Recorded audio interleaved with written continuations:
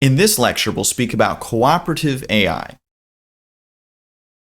This research area is still emerging, and as a consequence, we won't cover many empirical papers in this lecture, but rather provide many background concepts that can hopefully be useful to help you as a researcher pioneer and form this research area. Since cooperative AI is part of systemic safety, let's zoom out and consider how cooperation is necessary for today's systems and society.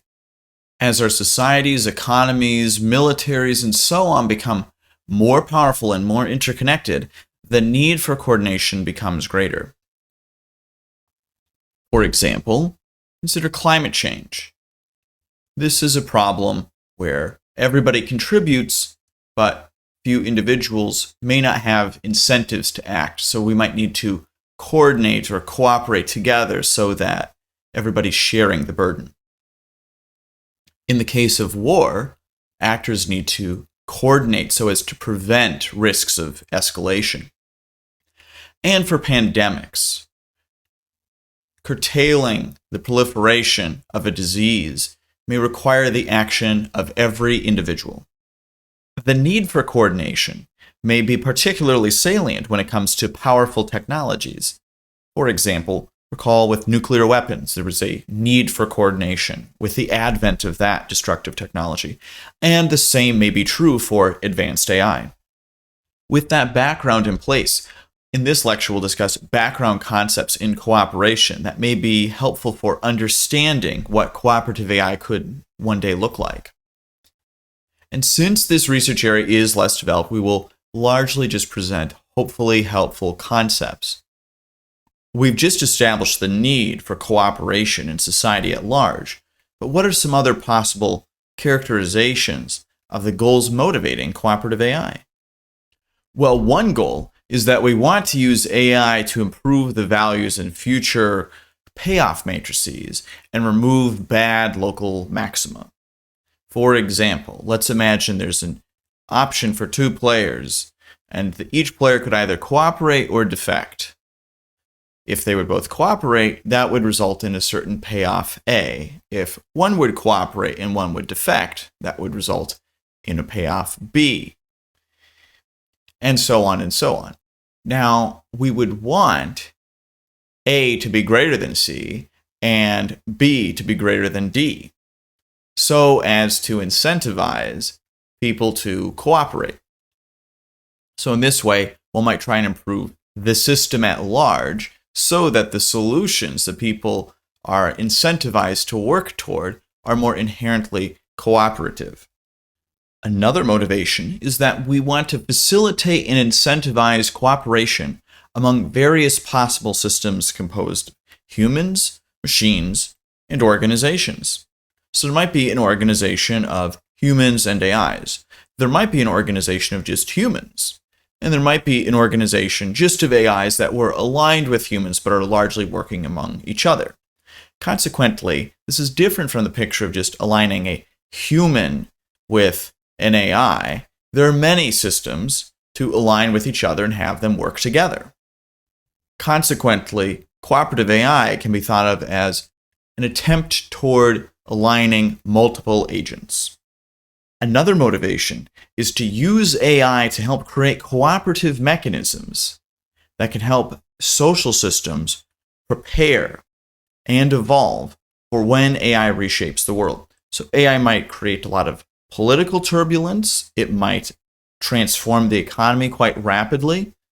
This will put strain on existing social systems, and potentially cooperative AI efforts could create mechanisms and ways of improving that larger system so that it's more capable at dealing with those issues as they arise. Then we can more collectively steer these AI agents better in that situation.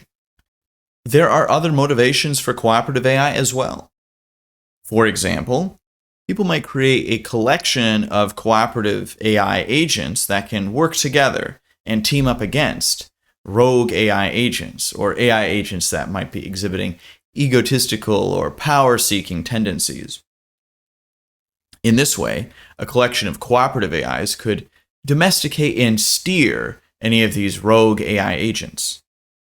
As I mentioned, this lecture covers many background concepts in thinking about cooperation. So consequently, we'll start with the prisoner's dilemma. The setup is as follows. Two members of a criminal gang are arrested and imprisoned. Each prisoner is in solitary confinement, with no means of speaking to or exchanging messages with the other prisoner. The police admit they don't have enough evidence to convict the pair on the principal charge. They instead plan to sentence both to a year in prison on a lesser charge.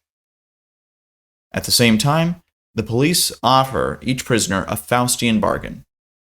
In particular, if A and B betray each other, each of them serves 8 years in prison. If A betrays B, but B remains silent, A will be set free and B will serve 12 years in prison.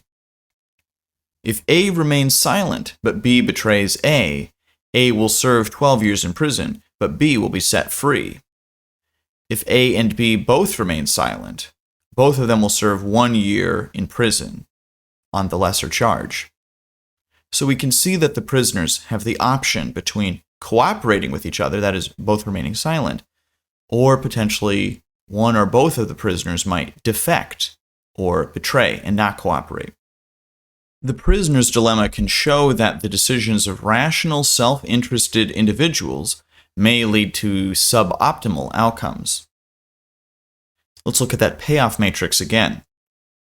We can see that prisoner A, in both scenarios, has an incentive to betray. That is, if prisoner B decides to remain silent, then prisoner A could do better by betraying.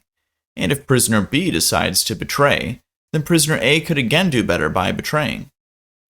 Likewise, prisoner B can do better in both situations if they betray as well.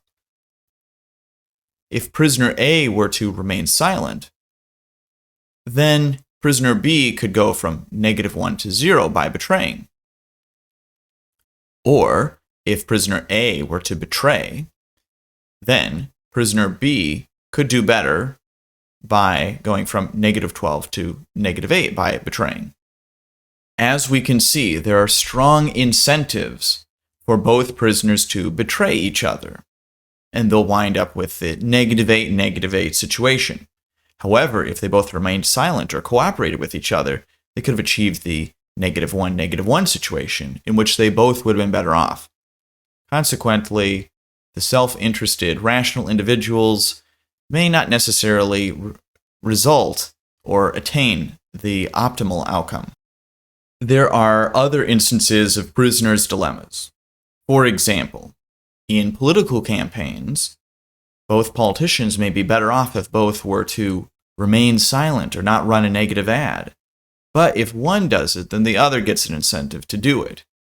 So they may end up running negative ads and both defecting or not cooperating, making both worse off reputationally.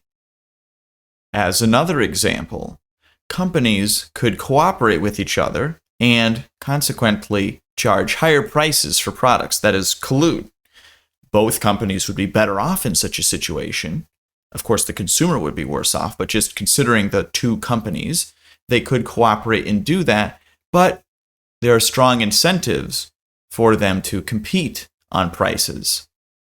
Some might argue that the prisoner's dilemma comes up when considering extremely expensive clothes or attire, such as a high-end watch, where if one person gets the high-end watch, they might gain a social advantage.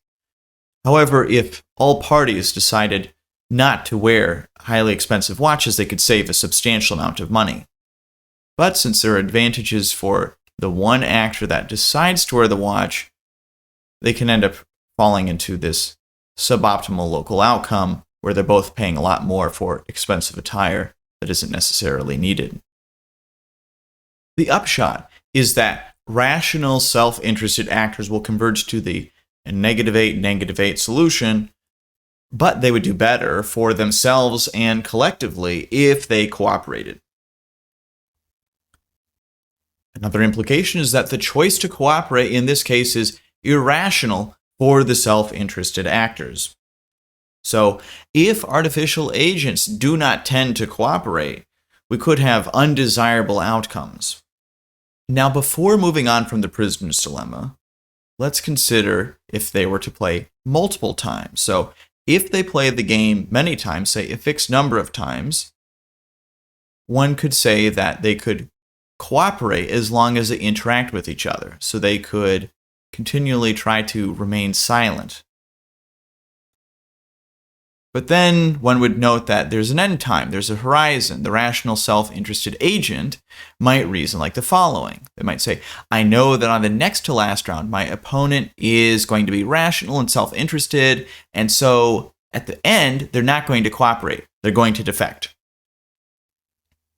And therefore, on the next to last round, I should defect.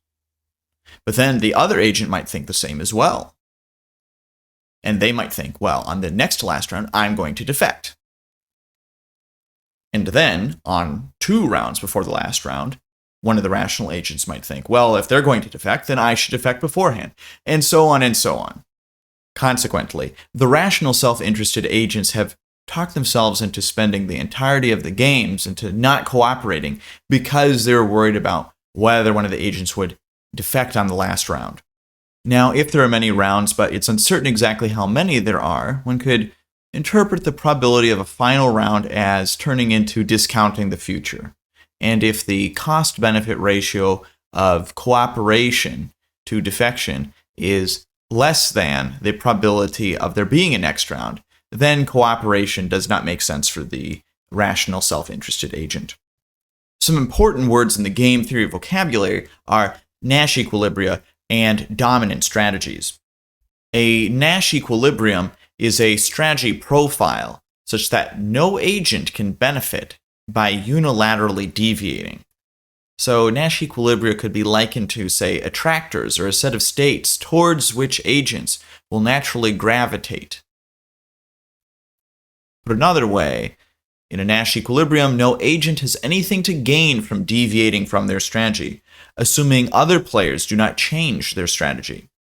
Another concept is strategic dominance, which can occur when one strategy is better than another strategy for one player, no matter how that player's opponents may play. So, in the prisoner's dilemma, what is the dominant strategy?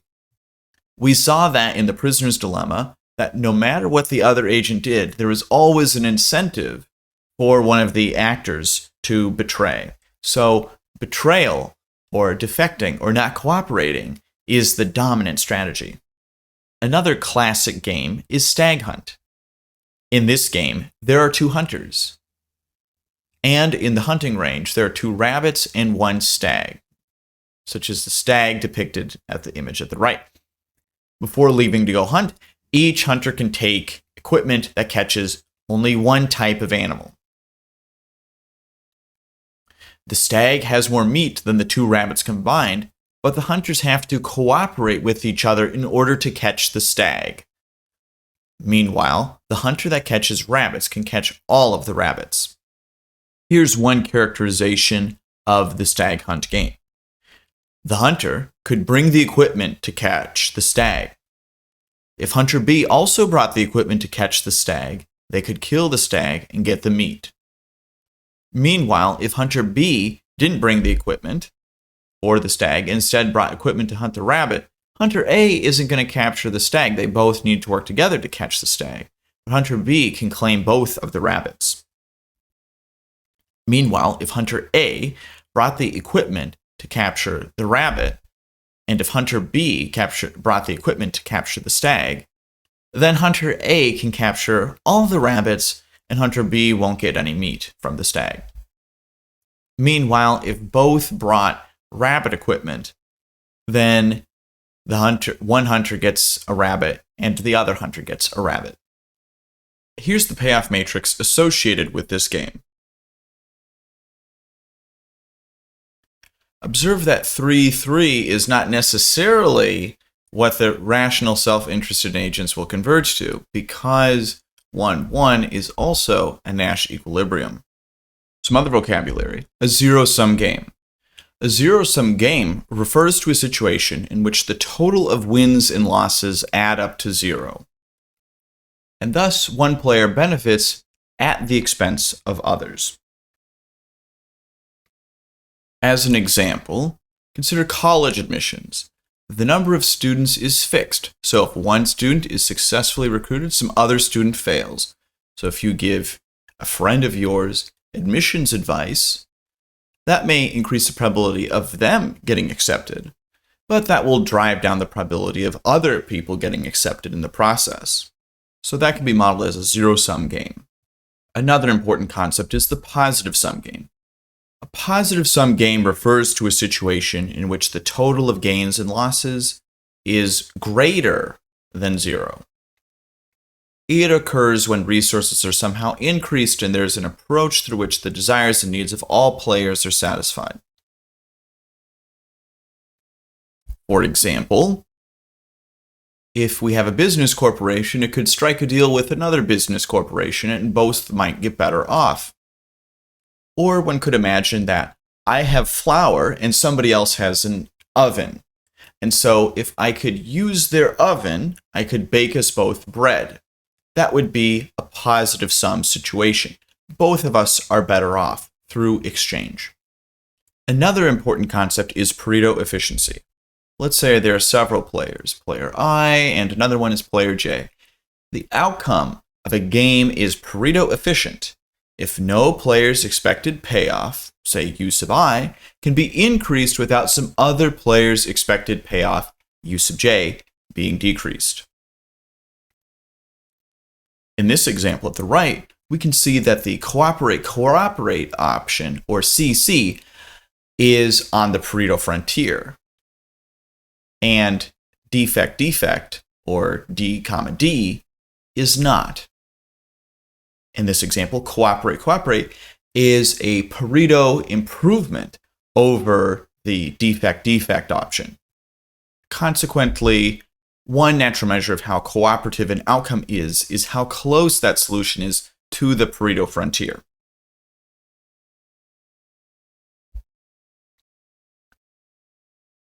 Another important concept is a welfare function. We could try and compute the goodness of the results for all the agents through a welfare function. One possible welfare function is that the function is the sum of the utilities of all the agents. That would be called a quote-unquote utilitarian welfare function. That's saying that each individual is just as intrinsically valuable and important as others. So if there was some weighting between them, if some groups mattered more, that'd be equivalent to saying that some agents are more valuable than others. The Prisoner's Dilemma and Stag Hunt are two-player games. Now let's turn to multiplayer games. Some multiplayer problems are collective action problems, or free rider problems as they're also called. And here there's a cost for a player to contribute to this game, but other agents receive a benefit from a player's contribution. Some of these collective action problems can be formulated in the following way. We could let the action of individual J be written x sub J, which is between 0 and 1. And in this problem, let's also assume that beta is between 0 and 1.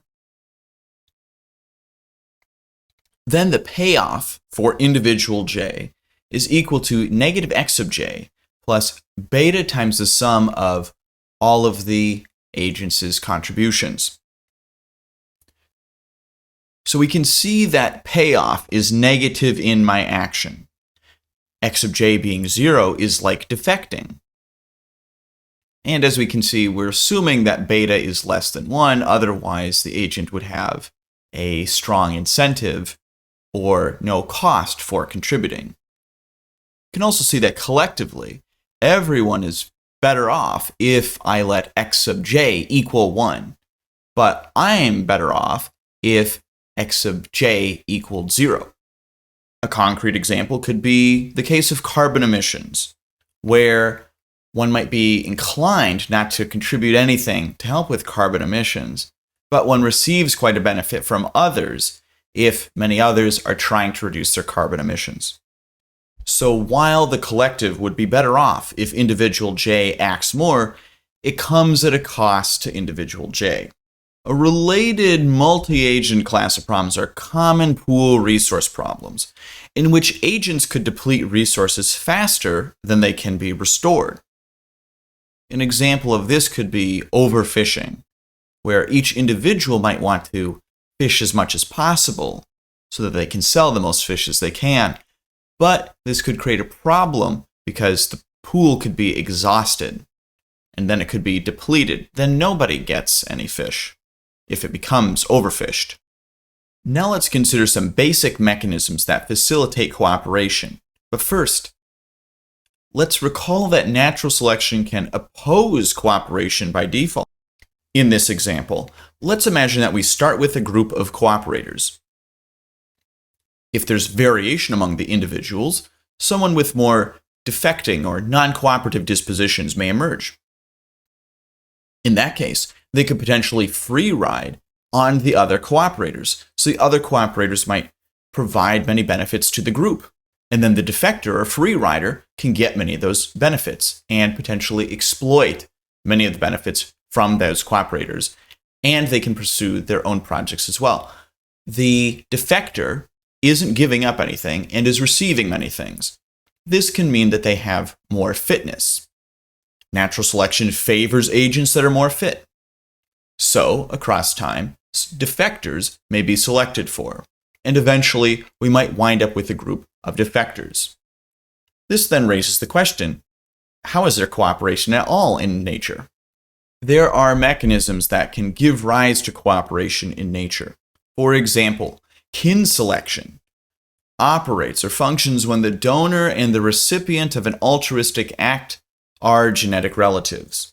So if the relatedness R of an agent with another agent is greater than some cost or benefit, then there can potentially be kin selection. In nature, a gazelle might make a loud noise to warn the other gazelles that there's a lion present. The lion may then notice that gazelle, and it might be more likely that that gazelle would then die. However, it may be incentivized to do this type of self-sacrificial action because of its genetic relatedness to the other agents. Another mechanism is direct reciprocity, which can occur when there are repeated encounters between the same two individuals. So this could be thought of as, I scratch your back, you scratch mine. Another mechanism is indirect reciprocity. Indirect reciprocity is based on reputation.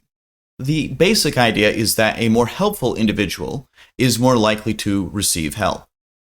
So for direct reciprocity, one needs a face. For indirect reciprocity, one just needs a name. The idea is that if an agent helps another, somebody may notice that and consequently help them because of their reputation. Next, spatial selection or network reciprocity means that clusters of cooperators can outcompete defectors. Neighbors can help each other when there's spatial selection. An idea is that cooperative neighbors can attract newcomers as well. That's some of the ideas associated with spatial selection and network reciprocity. Finally, group selection is the idea that competition is not only between individuals, but also between groups. So, if one group has individuals that are more cooperative, it could potentially outcompete other groups that have a lower proportion of cooperative individuals. If one group has individuals that are very willing to go to war and fight and aren't as egoistic, and the other group has many more cowards who are mostly looking out for themselves, then the group with the more brave individuals or fighters can end up winning against the other group. Note that group selection is not necessarily just about genocide. One group might just simply outbreed the other or absorb the other too. That's another way in which group selection could occur. To summarize, kin selection is about cooperating with genetic relatives. Direct reciprocity can be summarized as, I help you, you help me. Indirect reciprocity is, I help you, somebody helps me. Spatial selection is neighbors help each other. Group selection's idea is that groups of cooperators outcompete other groups. Another reason for studying cooperative AI is because micromotives does not necessarily match macro behavior, which is to say that if you align individual agents, that doesn't mean that their global behavior is necessarily aligned. As one might expect for complex systems, if we align the components, that doesn't mean that the whole system is aligned. There's a difference between the properties that hold for the parts and the properties that hold for the entire system. Let's look at an example. Let's say that agents have a preference for more than 1/3 of their neighbors to belong to the same group, and otherwise they will move. So, if agents might have a preference for some diversity, they just don't want to be vastly outnumbered, they still might not end up achieving much diversity. This mild in-group preference gets exacerbated, and the individuals eventually become highly segregated. Aligned agents doesn't necessarily yield aligned outcomes. In modeling social phenomena, it often makes more sense to model the interactions and relations between units rather than having the focal point be the units themselves. So, in aligning multiple agents, their interactions might matter more than how they act in isolation. And cooperative AI could potentially be a way of studying how to align groups. For people who are aware of the distinction between inner and outer alignment and jargon associated with that, I should note that this observation makes that distinction somewhat kludgy, because this would, with that terminology, be outer alignment. Instead, it makes more sense to just talk of alignment at multiple levels. Another helpful concept is the concept of cooperative dispositions. Most humans are endowed with cooperative dispositions, so they won't necessarily act as rational self-interested agents. They'll instead have cooperative dispositions that will make them more inclined to engage in cooperation. An example cooperative disposition is a disposition to initiate help for strangers. There's a disposition for them to reciprocate. People also exhibit a disposition to contribute to a shared effort without distinct expectation of return or indirect reciprocity. People also exhibit some intrinsic reward from the success at cooperation or collaboration beyond the actual gain produced. So there's some intrinsic reward for cooperation. There's also some intrinsic interest in whether people have their goals met or whether they are treated fairly, and people not necessarily themselves.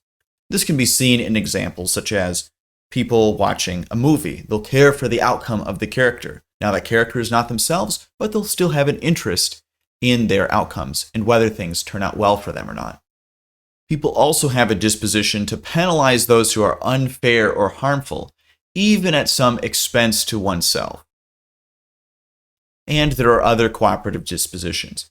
These altogether go to show that humans are not acting just as rational, self-interested agents. They're having cooperative dispositions that make them more likely to cooperate. We've seen how cooperation can help individuals achieve higher joint utility or better social outcomes. That raises the question, how does cooperation relate to morality?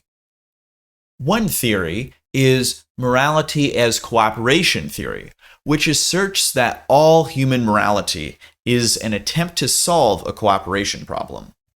For example, there are many problems that families face, and they may need to cooperate. If families have the idea of special obligations to kin, remember that normative factor from before, then they may be more able to solve these cooperation problems and better able to cooperate. Let's look at the hawk example. Now, hawkish behaviors generally be aggressive, go on the offense. Sometimes that's useful for defending against other intruders, and retaliation can be useful to solve some cooperation problems, to punish free riders and to preserve one's reputation so that one doesn't get taken advantage of. Consequently, the virtue of bravery potentially could have evolved so as to incentivize some of this type of behavior. However, as societies change, the cooperation problems may change, and this sort of hawkish behavior may not be as important in other societies. When the state tends to get stronger, a sort of honor culture tends to erode. Then we don't need to trust individuals at their word as much. We can largely trust in the state to punish people if they don't follow their word. And so this can sort of undermine honor as a virtue or its importance in society. In some situations, stakes cannot be divided. They're indivisible. Only one person can possess something. In that situation, the idea of property rights could emerge, and likewise, a sort of prohibition of theft could also be thought highly morally relevant.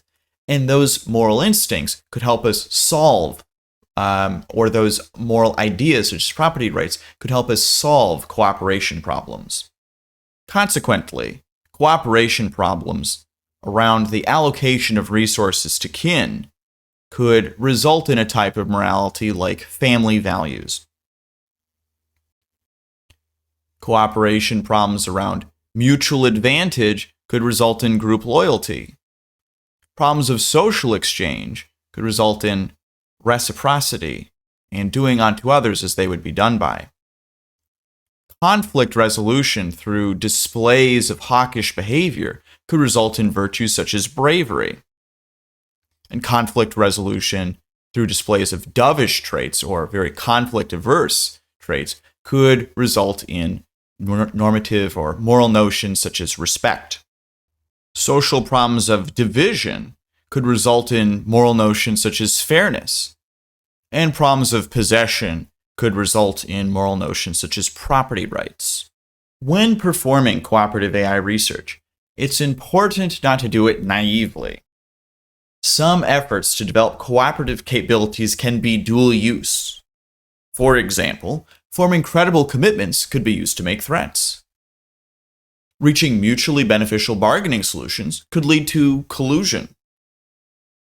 Forming alliances could be used to create larger factions and thus greater risks of conflict. So consequently, in performing cooperative AI research, you don't want to increase the probability of collusion. Now, an example of collusion for advanced AI systems might be that some AI agents might decide to secretly make some bargain and team up so as to steal from a place or break into it or potentially try and take over a region. We don't want that to happen, and we don't want to create research that increases the probability of that. In consequence, we want advances that lead to differential progress on cooperation over collusion. So we want to avoid research that has a sort of notion of collusion externalities. You want it to purely be beneficial for cooperation and not necessarily beneficial for collusion, if at all possible. This is possible, for example, if we create models with cooperative dispositions, which is a disposition to help strangers.